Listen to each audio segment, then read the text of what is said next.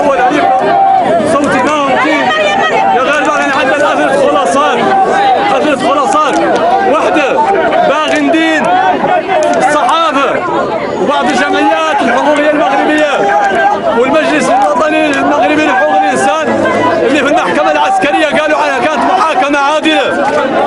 محكمه النقد والابرام المغربيه تجي وتقول على انه التهم باطله وعلى انه الاساس القانوني باطل، لا وجود لاساس قانوني، وهذا معناه انه 6 سنوات من التعذيب 6 سنوات من الاعتقال كانت كذلك ظلم وجور وباطل.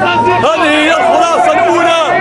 الخلاصه الثانيه هو انه كل المتضامنين، كل الهيئات الدوليه، كل الشرفاء والمغرب، الجزائر، تونس، الامم المتحده، الامين العام للامم المتحده، السيد روس، لامنيستي انترناسيونال، ليمان رايت واتش، لا فابريديسا، لا كوديسا، لا اسفندش، كل الجمعيات الحقوقيه اجمعت وتجمع على انه هذا ملف فيه ظلم، وعلى انه هذا كذلك ادانت هذه المحاكمات، ونتمنى عنه هذا التصحيح يتواصل.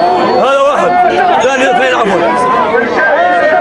الخلاصه الثالثه كذلك هو باغي نذكر بالشكل الحضاري اللي كان في قديميزيك واللي قادوها الابطال المعترض في الصحراء من اجل قتل احد، ولم يغزوا الرباط ولم يغزوا اكادير ولم يعيثوا فسادا في طنجه.